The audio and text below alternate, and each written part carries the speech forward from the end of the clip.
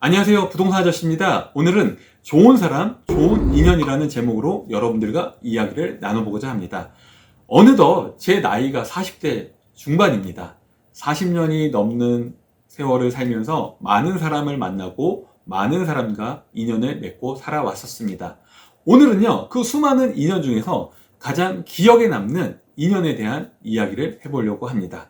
여러분, 오늘 영상의 내용 재미도 있고요, 또 약간의 감동도 있습니다. 여러분 끝까지 한번 시청해 주시고요, 내용이 좋았다면, 또 내용이 감동적이었다면 좋아요, 구독, 알림 설정 부탁드리겠습니다. 자, 그럼 어떤 좋은 사람인지, 또 어떤 좋은 인연이었는지 한번 여러분들과 이야기를 지금부터 시작해 보겠습니다. 그분과의 인연의 시작은 지금으로부터 14년 전인 2008년 가을로 거슬러 올라갑니다.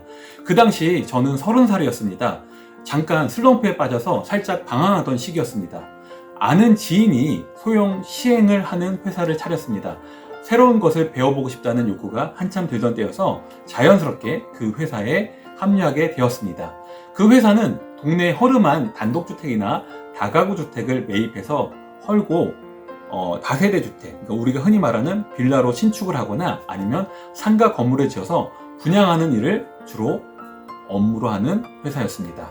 그때 경력직으로 외부에서 영입해온 분이 계셨는데 저보다 12살이 많은 67년생 띠동갑 아저씨였습니다. 그분은 대기업에 잘 다니다가 사업을 해보고 싶다는 생각에 30대 중반에 좋은 직장을 그만두고 무작정 사업을 시작했다고 합니다. 그리고 사업을 시작한 지 불과 몇 년도 되지 않아 10억 원이 넘는 큰 빚을 지고 신용불량자가 되고 말았다고 합니다. 아무런 준비 없이 막연하게 사업만 시작하면 큰 돈을 벌 수 있을 거라는 생각을 했는데 준비 부족과 믿었던 사람의 사기로 인해 많은 것을 단시간 내에 잃었다고 합니다. 그래서 그분은 노숙자의 삶도 살아보고 쪽방촌 그리고 고시원에도 살아보았다고 했습니다. 하여튼 2009년 그 당시에도 계속해서 빚을 갖고 있었는데 언제쯤 빚을 다 갚을 수 있을지 기약이 없다고 했었습니다.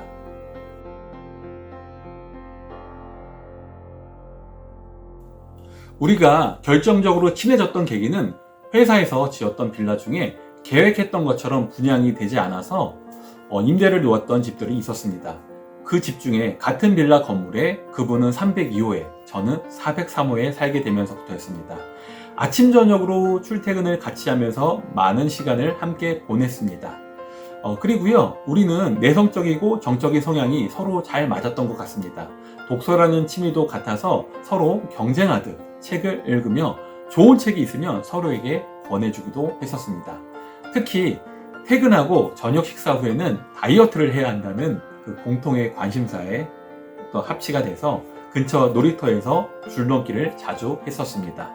줄넘기는 10분 정도 하고 벤치에 앉아서 한두 시간 이런저런 이야기를 많이 나누었습니다. 밤마다 운동을 핑계 삼아 일주일에 서너 번씩 수다를 떨었습니다. 그 당시 그분은 인생의 선배답게 삶에 대한 조언을 많이 해주었습니다. 그렇게 7, 8개월 정도 같은 건물에 살다가 그분은 강남에 있는 부동산 회사로 이직을 하셨고 얼마 후 저 또한 개인 사무실을 차려서 부동산 중개업에 복귀를 했었습니다. 그 후에도 종종 연락을 하기는 했지만 자연스럽게 사이가 멀어져서 잊혀져 갔었습니다. 그렇게 많은 시간이 흐른 2019년 늦가을이었습니다. 구독자 29만 유명 유튜버로 자리를 잡았고 책을 출간했다는 그분의 소식을 접하게 되었습니다. 시간이 갈수록 그분의 유튜브 채널의 구독자는 40만, 50만을 넘어섰고 TV 공중파 채널에도 출연할 정도로 유명 인사가 되어가고 있었습니다. 저는 그분이 부러웠습니다. 그리고 마음 한편으로는 약간의 시기심이 생겼습니다. 예전에는 저와 크게 다르지 않았던 분인데 지금은 그분과의 격차가 비교조차 되지 않게 되었으니 부러우면서도 제 자신이 초라해 보였습니다. 그래서 저도 그분을 닮아가기로 마음을 먹었습니다. 그리고 그분과 저와의 차이점이 무엇인지를 생각해 보았습니다. 약간 건방진 생각일지 모르나 지식, 경험, 노하우 등에서는 별반 차이가 없어 보였습니다.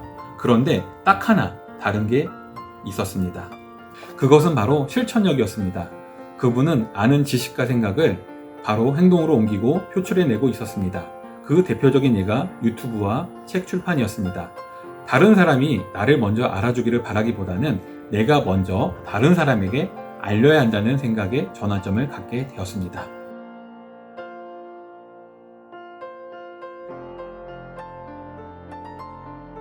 책 읽는 것을 좋아하고 부동산 중개업을 오랫동안 하다 보니 부동산과 관련된 잡식들이 머릿속에 많아짐에 따라 책을 쓰고 싶다는 생각을 늘 갖게 되었습니다. 그러던 중 그분의 책 출간 소식을 접하게 되면서 나도 책을 낼 수 있다.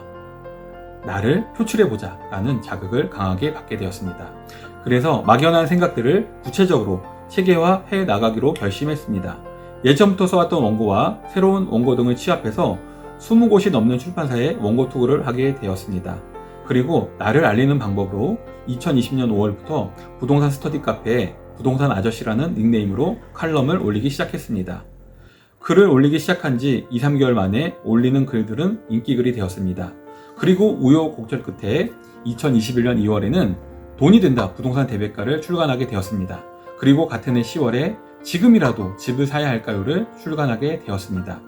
2권의 책을 내고 스터디 카페에 글을 올리면서 예전과 달라진 점은 여러 곳의 출판사에서 먼저 출판 의뢰가 들어오고 있으며 내가 마음만 먹으면 언제든지 쓰고 싶은 책을 출판할 수 있게 되었다는 것입니다.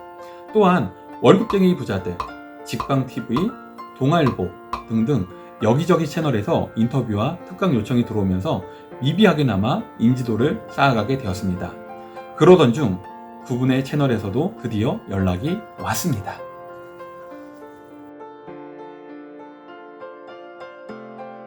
아침에 출근하면 제일 먼저 습관적으로 메일을 확인합니다. 섭외, 특강 요청 또는 상담 의뢰 메일을 확인하기 위함입니다. 그런데 유독 눈에 띄는 메일이 한 통 있었습니다. 바로 잉클이라는 온라인 강의 플랫폼에서 보내온 강의 요청 메일이었습니다. 잉클은 40대, 50대를 주 타깃으로 돈, 건강, 행복이라는 주제로 관련 강의를 올리는 유료 플랫폼 사이트였습니다.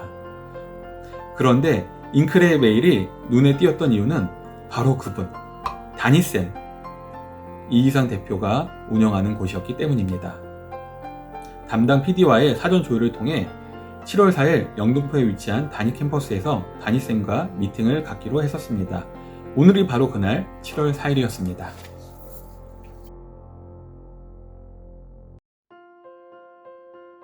(7월 4일) 오전 10시 30분 영등포에 위치한 다니 캠퍼스에서 8, 9년 만에 다니쌤을 다시 만났습니다. 우리는 반가움에 몇 초간 그냥 크게 웃기만 했었습니다. 다니쌤은 처음에는 저를 동명이인으로 알았다고 합니다. 그래서 연락이 늦었다고 합니다. 잉클 강의와 관련된 이야기는 뒷전이 되고 그동안 살아왔던 이런저런 이야기를 나눴습니다.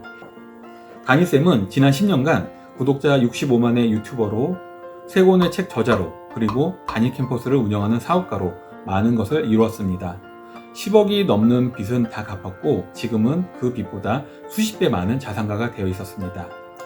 가늘어졌던 인연의 끈이 다시금 굵어진 것 같은 느낌이었습니다. 이번 달에 잉클 강의에 이어 다니TV에도 게스트로 출연하기로 했습니다. 2009년 가련동 놀이터에서 밤마다 우리가 꿈꾸며 이야기했던 것들이 상당 부분 현실로 이루어져 있었습니다. 우리가 그 당시에 힘들었던 이유는 남들에 비해 상대적으로 늦었다는 생각을 갖고 있었기 때문입니다. 그래서 조급한 마음에 한 번에 많은 것을 변화시키고자 했기 때문입니다. 그런데 인생에서 한 번에 180도가 바뀌는 일은 일어나지 않습니다. 인생은 절대 한 번에 180도가 바뀌지 않습니다. 여러분 절대 포기하지 마시고 작은 것부터 실천으로 옮겨보시길 바랍니다. 그 자금이 모여서 어느 순간 뒤돌아보면 180도가 되어 있을 것입니다. 저와 다니쌤이 그랬던 것처럼 말입니다. 이 글을 읽고 계신 여러분들의 작은 변화를 응원하겠습니다.